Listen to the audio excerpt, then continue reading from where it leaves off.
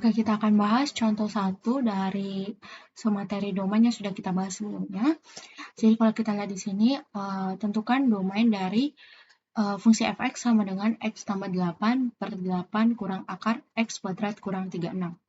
Jadi kita akan mendefinisikan nilai x-nya ini berapa gitu ya, supaya nilai f(x)-nya di sini atau katakanlah y ada nilainya gitu. Nah, di sini untuk menentukan domainnya gitu ya, kita bisa lihat bahwasanya ini adalah pecahan gitu. Jadi nanti kita akan pecah jadi dua bagian yang akan kita analisis, yaitu pembilang dan penyebut. Gitu ya. Jadi kita analisis yang ini. Oke, pertama kita fokus pada pembilangnya terlebih dahulu gitu. Nah, di sini ada pembilang gitu ya. X tambah 8.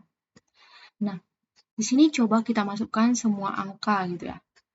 Bebas aja sih kita masukinnya ke X tambah 8 ini. Nah, saat kita masukin gitu ya, pasti kan banyak angka yang kita masukkan ke dalam gitu kan. Dan itu kayak nggak ada batasannya gitu untuk memasukkan nilai dari variabel bebasnya. Katakanlah misalkan X-nya itu sama dengan min 100 gitu. Nah, ini berarti ya min 100 tambah 8, berarti min 92 gitu, ada nilainya gitu. Nah, kalau misalkan X-nya sama dengan 100, ya berarti 100 tambah 8, berarti 108. Nah, ada nilainya gitu. Nah, bisa juga nih, kalau misalkan kalian masukin X-nya sama dengan min 1000 gitu. Nah, ada nilainya kan? Nah, gitu. Jadi bebas nih, semua bilangan real bisa masuk ke dalam X tambah 8.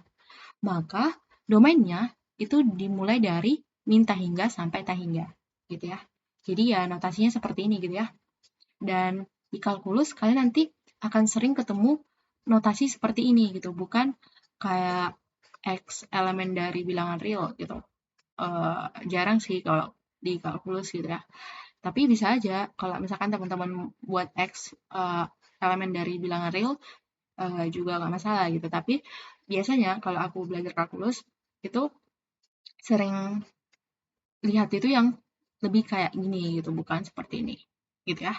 Tapi ya nggak apa-apa, nanti aku akan jelaskan dalam bentuk seperti kita belajar di SMA gitu ya, supaya teman-teman bisa paham juga. Nah, itu ya, itu untuk pembilang. Nah, sekarang kita fokus ke penyebutnya. Nah, penyebutnya adalah yang ini. Nah, ingat syarat pecahan tadi, penyebutnya nggak boleh sama dengan 0. Sehingga kita bisa tulis 8 kurang akar X kuadrat kurang 36 tidak sama dengan 0.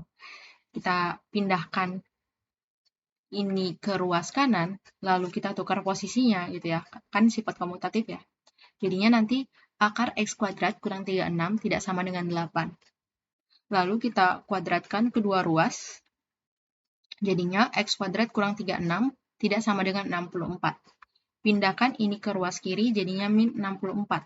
Jadinya min 36 kurang 64 berarti min 100. Jadinya X kuadrat kurang 100 tidak sama dengan 0. Nah, lalu kita faktorkan gitu ya.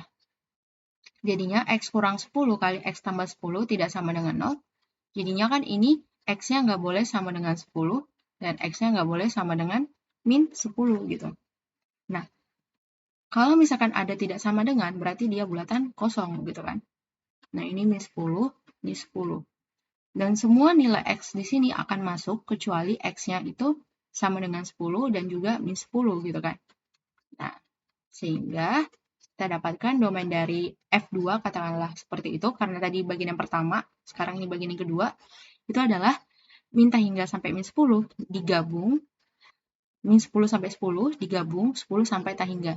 Gitu ya. Jadi kalau misalkan dia bulatan kosong, berarti dia pakai tanda kurung seperti ini, tanda kurung bulat. Tapi kalau misalkan dia bulatan penuh, nanti dia pakai siku gitu ya, kurung siku. Nah, karena misalkan ini ada tak hingganya gitu kan. Nah, kalau ada tak hingga atau min tak hingga, biasanya itu dia kurung bulat gitu ya. Makanya seperti ini. Lalu kita udah fokus nih ke penyebutnya. Ternyata masih ada syarat lagi nih di penyebutnya. Kita bisa perhatikan. Bahwasanya di penyebutnya di sini ada akar. Nah, jadinya kita harus ingat lagi syarat akar yaitu lebih dari atau sama dengan 0. Maka didapatkan x kuadrat kurang 36 lebih dari sama dengan 0. Gitu. Jadinya kita faktorkan lagi x kurang 6 kali x tambah 6 lebih dari sama dengan 0, maka kita dapatkan x-nya sama dengan 6 dan x-nya sama dengan min 6. Lalu kita buat garis bilangan di sini bulatan penuh gitu ya. Nah, ini min 6, 6. Lalu kita masukkan nilainya gitu ya. Masukkan satu-satu. Jadinya di sini nanti bakal positif, bakal negatif, bakal positif. Nah, kita butuhnya yang lebih dari sama dengan. Berarti kita ambil yang daerah positif. Nah, berarti kan kita dapatkan x-nya kurang dari sama dengan min 6, gabung x lebih dari sama dengan 6. Nah, atau disimbolkan seperti ini. Jadi df3 itu dari min tah hingga sampai min 6, digabung dari 6 sampai tah hingga. Nah, dia ini kurungnya kurung siku gitu ya, karena ada bulatan penuh. Nah, setelah kita udah dapatkan nih, df1, df2, df3, maka kita harus mencari tahu nih, himpunan penyelesaian yang memenuhi ketiganya. Kan harus kena nih semua kan, yaitu pembilang dan juga penyebut. Maka kita iris gitu, yang udah kita dapatkan tadi. Jadi harus memenuhi bagian pertama, bagian kedua, dan bagian ketiga. Jadi kita iris, ini kurang ya, harusnya ini iris df3. Sorry. Jadinya kita iris nih. Kita tulis mana ya, biar lebih enak. Nah, di sini aja ya. Jadi ini tadi kan dari tah hingga sampai tah hingga ya. Katakanlah ini ya daerah tah hingga sampai tah hingga tadi. Ini df1. Nah, df2 tadi yang ini. Gitu ya. Jadi df2-nya ini dari min 10. Ini 10. Lalu dia masuk juga nih, gitu ya.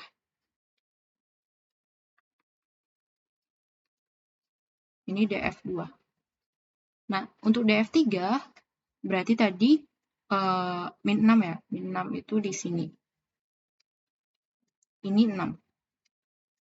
Nah, dia ambil daerah sini ya, gitu kan.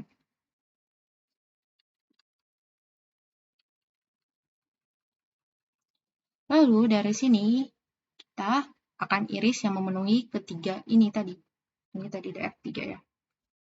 Yang memenuhi adalah daerah sini. Ya kan? Nah, sehingga dari sini kita dapatkan, oh himpunan penyelesaiannya adalah ini dari min tah hingga sampai min 10 digabung, jadi ini dipecah gitu ya. Terus ini dari min 10 sampai min 6, oh ini kurung siku ya, sorry. Terus ini dipecah lagi, dari 6 sampai 10, terus ini dipecah lagi dari 10 sampai tah hingga. Nah, gitu ya. Jadi inilah himpunan penyelesaian dari domainnya, gitu. Yaitu yang ini. Jadi domain dari fungsi fx adalah ini, gitu ya. Sama seperti yang udah aku tulis sebelumnya. Nah, gitu ya. Jadi teman-teman harus analisis satu persatu, gitu. Kalau ada ketemu nih soal yang kompleks seperti ini. Nah, itu contoh dari fungsi domain.